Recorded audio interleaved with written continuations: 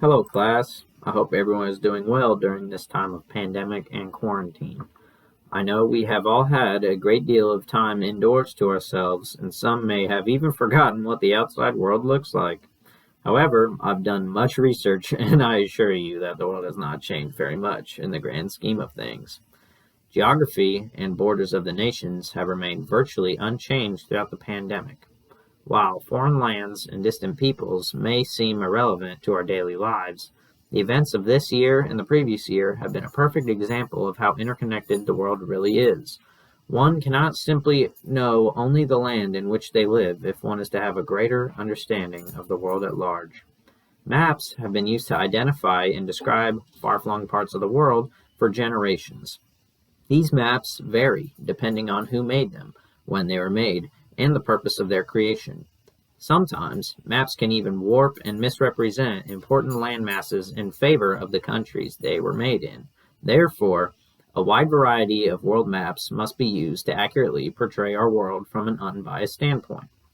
Maps that educate locals on the wider world, accurately display the importance and size of foreign nations, and combat misconceptions about disadvantaged peoples and nations should be used to foster a greater understanding across borders. What maps come to mind when you picture the world? One may picture the world in their elementary class, but this is far from the only global idea of the world widely available. One may have a mental map in their mind for their house or city, but it is unfortunately rare for one to have an extensive experience with global geography. According to Illinois.edu, map literacy is especially low amongst students. A survey with random American school kids let them guess the population and land area of their country. Not entirely unexpected, but still rather unsettling, the majority chose 1 to 2 billion and largest in the world, respectively. Even with Asian and European college students, geographical estimates were often off by factors of 2 to 3. This is partially due to the highly distorted nature of the predominantly used mapping projections in the local countries. This is a problem because it promotes bias against other nations and promotes a poor national self-understanding of the nations in which we inhabit. World maps determine the public view of our planet and the nations on it. Historically, maps have increased in accuracy as scientific and mathematical advancements have progressed. Still, a dilemma is presented in cartography of attempting to display the spherical world on a flat map. According to Borneman at GIS Lounge, it is nearly impossible to show both shape and size of the land masses being shown on a map. One must be sacrificed, and this tends to be national size.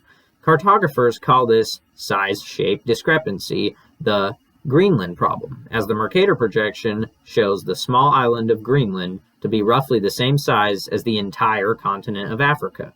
Mercator's projection best compromises the size and shape of the continents on Earth closer to the equator. This has the effects of many nations' land masses and importance being misrepresented in our minds due to the errors of map making. Maps such as the round mall-wide projection should be used in order to more accurately depict our world. Misrepresentation of nations on the global stage has been an issue since the first world maps were created. Maps are first and foremost defined by their usefulness. The most commonly recognized world map, the Mercator projection, still carries on the legacy of systematic misrepresentation to this day. Created by Europeans for the purpose of colonial trade and navigation, the Mercator's projection still marginalizes disadvantaged countries.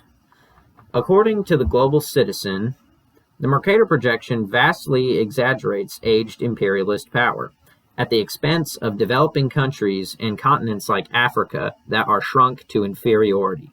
There's a reason why the North Hemisphere is associated with wealth and significance. It's because it is literally on the top, permanently etched into our brains as superior to other continents. The legacy of maps such as the Mercator projection only reinforce Eurocentrism and outdated ideals. Our perception of the world ultimately determines our interactions with it.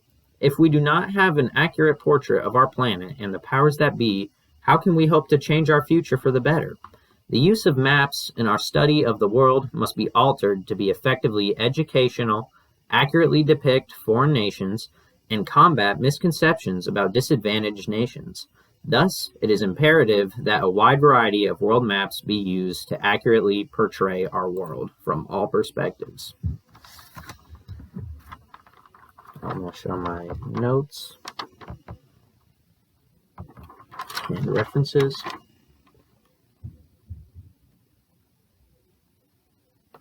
All right, thank you, and have a nice day.